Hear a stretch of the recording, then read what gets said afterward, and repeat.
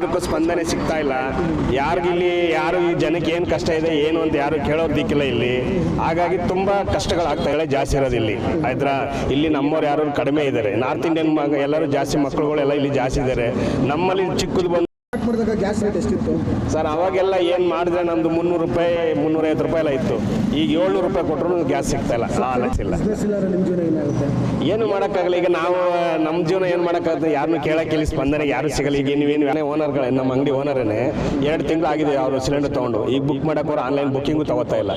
ಎಷ್ಟು ವರ್ಷದಿಂದ ಸಿಲಿಂಡರ್ ವ್ಯಾಪಾರ ಮಾಡ್ತೀವಿ ನಾವು? 15 ವರ್ಷದಿಂದ ಮಾಡ್ತಾ ಇದ್ದೀವಿ ಸರ್. 15 ವರ್ಷದಲ್ಲಿ ನಾವು ವ್ಯಾಪಾರಕ್ಕೆ ಈ ರೀತಿ ಆಗಿರೋ ಕಷ್ಟನ ಯಾರು ಹೇಳಕ್ತಿರಲ್ಲ. ಆ ಲೆವೆಲ್ಗೆ ಕಷ್ಟಗಳಾಗಿದೆ ಜನಕ್ಕೆ. ಇಲ್ಲೆಲ್ಲ ನಮ್ಮಲ್ಲಿ ಪೀಣೆ ಇಂಡಸ್ಟ್ರಿಯಲ್ಲಿ ಇರೋದ್ರಿಂದ ಎಲ್ಲರೂ ಬ್ಯಾಚುಲರ್ಗಳು ಮತ್ತು ಫ್ಯಾಮಿಲಿ ಮ್ಯಾನ್ಗಳು ಇದ್ದಾರೆ. ಗ್ಯಾಸ್ಗೆ ತುಂಬ ಅಭಾವ ಆಗ್ತೈತೆ. ಯಾರೂ ಯಾವುದಕ್ಕೂ ಸ್ಪಂದನೆ ಸಿಗ್ತಾ ಇಲ್ಲ.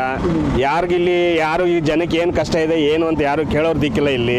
ಹಾಗಾಗಿ ತುಂಬ ಕಷ್ಟಗಳಾಗ್ತಾ ಇದೆ ಗ್ಯಾಸಿಂದ. ಇದಕ್ಕೆ ಬೇರೆ ಊರಿಂದ ಬಂದಿಲ್ಲ ಗಾರ್ಮೆಂಟ್ಸ್ ಸರ್. ಪಿ ಜಿಲಿರೋರು ಕೂಡ ಈಗ ನಮ್ಮಲ್ಲಿ ಇಲ್ಲಿ ಬೇತಲ್ ಕಾಲೇಜ್ ಅಂತಂದಿದೆ.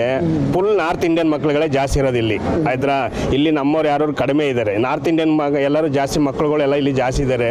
ನಮ್ಮಲ್ಲಿ ಚಿಕ್ಕದು ಬಂದು ತಗೊಂಡೋಗೋರು ಎಷ್ಟೋ ಜನ ಇದ್ರು. ಈಗ ಅದಕ್ಕೂ ಗ್ಯಾಸ್ಗೆ ತುಂಬ ಅಂದರೆ ತುಂಬ ಕಷ್ಟ ಆಗ್ತೈತೆ. ನೀವು ಸ್ಟಾರ್ಟ್ ಮಾಡಿದಾಗ ಗ್ಯಾಸ್ ರೇಟ್ ಎಷ್ಟಿತ್ತು ಸರ್? ಅವಾಗೆಲ್ಲ ಏನು ಮಾಡಿದ್ರೆ ನಮ್ದು 300 ರೂಪಾಯಿ 350 ರೂಪಾಯಿ ಎಲ್ಲ ಇತ್ತು. ಈಗ 700 ರೂಪಾಯಿ ಕೊಟ್ಟರು ಗ್ಯಾಸ್ ಸಿಗ್ತಾ ಇಲ್ಲ. ಸಬ್ಸಿಡಿ ಇತ್ತು ಅವಾಗ. ಈಗ ಸಬ್ಸಿಡಿ ಯಾರಿಗೂ ಬರ್ತಾ ಇಲ್ಲ ಕರೆಕ್ಟಾಗಿ. ಎಲ್ಲೋ 10 ಸಬ್ಸಿಡಿಗೆ ಅದು ಇಲ್ಲವೇ ಇಲ್ಲ. ಮಾಮೂಲಿ ಏನಿದೆ ಅದು ಬಿಲ್ ಕೊಟ್ಟು ಬಿಲ್ ರೇಟ್ ಏನಿದೆ ಬಿಲ್ಲೇ ತೊಗೊಬೇಕು ಅಷ್ಟೇ. ಆ ಥರ ಸರ್. ಈಗ ನಮ್ಮ ಬಿಸ್ನೆಸ್ ಇಲ್ಲ ಸರ್, ದೇವರೇ ಬಿಸ್ನೆಸ್ ಇಲ್ಲ. ಏನು ಮಾಡೋಕ್ಕಾಗಲ್ಲ. ಈಗ ನಾವು ನಮ್ಮ ಜೀವನ ಏನು ಮಾಡೋಕ್ಕಾಗುತ್ತೆ? ಯಾರನ್ನೂ ಕೇಳಕ್ಕೆ ಇಲ್ಲಿ ಸ್ಪಂದನೆ ಯಾರು ಸಿಗಲ್ಲ. ಈಗ ನೀವೇನು ವ್ಯಾಪಾರಗಾರ ಮಾಡ್ತಾ ಇದ್ದೀರಾ, ನಿಮ್ಗೆ ವ್ಯಾಪಾರ ತೊಂದರೆ ಆಗಿದೆ, ಏನು ಮಾಡಬೇಕು, ಏನು ಫೆಸಿಲಿಟಿ. ಅಟ್ಲೀಸ್ಟ್ ಈಗ ಕೊರೋನಾ ಬಂದಾಗ ಇಲ್ಲಿ ನಮ್ಮ MLA ಅವರು ಮುನ್ರತ್ನವರು ಸಹಾಯ ಮಾಡಿ ಮನೆಗೆ ಅಕ್ಕಿ ತರಕಾರಿ ಎಣ್ಣೆವನ್ನು ಎಲ್ಲನೂ ಕೊಟ್ಟು ಸಹಾಯ ಮಾಡಿದರು. ಈ ಸರಂತೂ ಯಾರು ಕೇಳೋರೇ ದಿಕ್ಕಿಲ್ಲ. ಆ ಲೆವೆಲ್ಗಾಗಿದೆ ಇಲ್ಲಿ. ಈಗ ಎಷ್ಟೋ ಕಡೆ ಕೆಲಸಕ್ಕೆ ಹೋಗೋರಾಗಿರ್ಬೋದು, ಏನೋ ತಿಂಗಳಿತ್ತು ಮುತ್ತೋಗುತ್ತೆ, ನೆಕ್ಸ್ಟ್ ಸಿಲಿಂಡರ್ ಬುಕ್ ಆಗ್ತಾ ಇಲ್ಲ ಅನ್ನೋದು. ಈಗ ಸಿಲಿಂಡರ್ ಬುಕ್ ಆಗ್ತಾ ಇರೋದು ಇನ್ನೊಂದೇನಾದ್ರು. ಈಗ ನೋಡಿ ನಮ್ಮ ಮನೆ ಓನರ್ಗಳೇ, ನಮ್ಮ ಅಂಗಡಿ ಓನರೇ 2 ತಿಂಗಳು ಆಗಿದೆ ಅವರು ಸಿಲಿಂಡರ್ ತೊಗೊಂಡು. ಈಗ ಬುಕ್ ಮಾಡೋಕೆ ಆನ್ಲೈನ್ ಬುಕ್ಕಿಂಗು ತಗೋತಾ ಇಲ್ಲ. ಆ ಪರಿಸ್ಥಿತಿ ಆಗಿದೆ.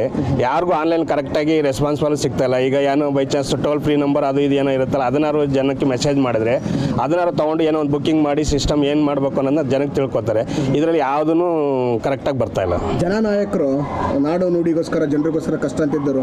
ಕೇಂದ್ರದಲ್ಲಿ ಚುನಾವಣೆ, ಬೇರೆ ರಾಜ್ಯ ಚುನಾವಣೆ ತಲೆ ಕೆಡಿಸ್ಕೊತಿದ್ದಾರೆ. ರಾಜ್ಯದಲ್ಲಿ ದಾವಣಗೆರೆ ಬಾಗಲಕೋಟೆ ಚುನಾವಣೆ ತಲೆ ಕೆಡಿಸ್ಕೊತಿದ್ದಾರೆ. ಕಾಂಗ್ರೆಸ್ BJP JDS ಯಾವುದೇ ಸರಿ ಯಾವುದೇ ವ್ಯಕ್ತಿಗಳಿರ್ಬೋದು. ನಾನು ಪಕ್ಷದ ಪರವಾಗಿ ಮಾತಾಡಕ್ಕೆ ಹೋಗಲ್ಲ. ಯಾರೇ ಆಗಲಿ ಪ್ರತಿಯೊಬ್ಬ ವ್ಯಕ್ತಿನೂ ಪ್ರತಿಯೊಬ್ಬ ಮನುಷ್ಯನಿಗೆ ಸ್ಪಂದನೆ ಆಗಬೇಕು. ಅವರು ಇದೇ ಪಕ್ಷ ಈ ಜನ ಇದು ಅದು ಬರಬಾರ್ದು. ಅವ್ರ ಜನನಾಯಕರು ಏನು ಅಂದರೆ ಎಲ್ಲರಿಗೂ ಅವರು ಇಡೀ ಇದಕ್ಕೇ ಜನನಾಯಕರು. ಒಬ್ಬರಿಗೆ ಒಂದು ಪಕ್ಷಕ್ಕೋಸ್ಕರ ಜನನಾಯಕರಾಗಿಲ್ಲ, ಒಂದು ಇದಕ್ಕೋಸ್ಕರ ಜನನಾಯಕರಾಗಿಲ್ಲ. ಎಲ್ಲರಿಗೂ ಜನನಾಯಕರೇ ಅವರು. ಆದರೆ ಅವರು ಸ್ಪಂದನೆ ಮಾಡಿ ಏನೋ ಬಂದು ಒಂದು ಅವೇರ್ನೆಸ್ ಕ್ರಿಯೇಟ್ ಮಾಡಿ ಏನಾಗ್ತಾ ಇದೆ, ಏರಿಯಾದಲ್ಲಿ ಪ್ರಾಬ್ಲಮ್ ಏನಾಗಿದೆ ಅದು ನೋಡಿ ಅವರು ಸ್ಪಂದನೆ ಕೊಡಬೇಕಿತ್ತು. ಯಾವುದು ಸಿಗ್ತಾ ಇಲ್ಲ. ಬೇಸಿಗೆ ಅಂದರೆ ಕುಡಿಯೋ ನೀರಿಗೆ ಅಭಾವ ಆಗ್ತಿದ್ದು. ಈಗ ಬೇಸಿಗೆ ಸ್ಟಾರ್ಟ್ ಆಗಿದೆ, ಇನ್ನು ಊಟಕ್ಕೇನೆ ಅಭಾವ ಆಗ್ತಾ ಇದೆ. ಈಗ ನೀರಿಗಿನ್ನ ನಮಗೆ ಜನಕ್ಕೆ ಊಟದ್ದೇ ತೊಂದರೆ ಜಾಸ್ತಿ ಆಗಿದೆ. ಈಗ ನೀರು ಬೇಕಾದ್ರೆ ಏನೋ ಇಲ್ಲ ಅಲ್ಲಿ ಫಿಲ್ಟರ್ ನೀರು ತಂದು ಜನ ನೀರು ಕುಡಿದು ಬಿಡ್ತಾರೆ. ಊಟ ಯಾರು ಕೊಡಕ್ಕೆ ಹೋಗಲ್ಲ. ಈಗ ಹೋಟ್ಲುಗಳು ಇರ್ತಾ ಇತ್ತು, ಹೋಟ್ಲಲ್ಲಿ ಜನಕ್ಕೆ ಊಟ ಇಲ್ಲಿ ಮನೇಲಿ ಮಾಡೋಕ್ಕಾಗಲ್ಲ, ಹೋಟ್ಲಲ್ಲಿ ಹೋಗಿ ತಿಂತಾರೆ. ಹೋಟ್ಲಿಗೆ ಗ್ಯಾಸ್ ಸಪ್ಲೈ ಆಗ್ತಾಯಿಲ್ಲ, ಕಮರ್ಷಿಯಲ್ ಅಂತೂ ಕೇಳಂಗೆ ಇಲ್ಲ. ಹಾಗಾಗಿ ಸೌದೆ ಒಲೆ ಮಾಡೋಕ್ಕೆ ಈಗ ಸೌದೆಯಲ್ಲಿ ನಮ್ಮೇನು ಬೆಂಗಳೂರಲ್ಲಿ ಎಲ್ಲ ಸೌದೆ ಡಿಪೋಗಳಿಲ್ಲ. ಇವಾಗ ಸೌದೆ ಡಿಪೋ ಎಲ್ಲ ಖಾಲಿ ಆಗಿದೆ. ಹಾಗಾಗಿ ಸೌದೆ ಅಂತೂ 100% ಸಿಗ್ತಾ ಇಲ್ಲ. ಈಗ ರಾಜ್ಯದಲ್ಲಿ ಅಷ್ಟು ಜನ MP ಗಳು ಕೂಡ ಇದ್ದಾರೆ. ಹೌದು, MP ಗಳು ತುಟಿ ಕೂಡ ಬಿಡ್ತಾರೆ ಕೇಂದ್ರ ಸರ್ಕಾರ. ಈಗ ನಮ್ಮ MP ಗಳಿದ್ದಾರೆ ಇಲ್ಲಿ. ನಮ್ಮ ಕ್ಷೇತ್ರದ ಮಂಜುನಾಥ್ ಸರ್ ಇದ್ದಾರೆ. ಅವರು ಕೂಡ ಇವತ್ತವರೆಗೂ ಯಾವುದೋ ಒಂದು ಪ್ರೆಸ್ ಮೀಟ್ ಆಗಲಿ ಏನಾರು ಕರೆದು ಈಗ ಏನು ಮಾಡಬೇಕು ಅನ್ನೋದನ್ನ ನಮ್ಮ ಜನಕ್ಕೆ ಅದನ್ನು ತಿಳುವಳಿಕೆ ಕೊಟ್ಟಿಲ್ಲ. ಜನಕ್ಕೆ ತಿಳುವಳಿಕೆ ಕೊಟ್ಟರೆ ಅವ್ರು ಏನಾರು ಒಂದು ವ್ಯವಸ್ಥೆ ಮಾಡೋದಕ್ಕೆ ಮಾಡ್ತಾರೆ ಅಂತೇಳಿ ಜನದ ಮೇಲೆ ಭರವಸೆ ಇಟ್ಕೋತಾರೆ ಅವ್ರ ಮೇಲೆ. ಇವರೇ ನಮ್ಗೆ ಯಾವುದೂ ಭರವಸೆ ಕೊಟ್ಟಿಲ್ಲ, ಏನೂ ಆಗಕ್ಕೆ ಸಾಧ್ಯ ಆಗಲ್ಲ ಸರ್. ಈಗ ಹೆಚ್ಚಿನ ವಿಡಿಯೋಗಳಿಗೆ ಪ್ರತಿಧ್ವನಿ YouTube ಚಾನೆಲ್ ಸಬ್ಸ್ಕ್ರೈಬ್ ಮಾಡಿ, ಬೆಲ್ ಐಕಾನ್ ಕ್ಲಿಕ್ ಮಾಡಿ.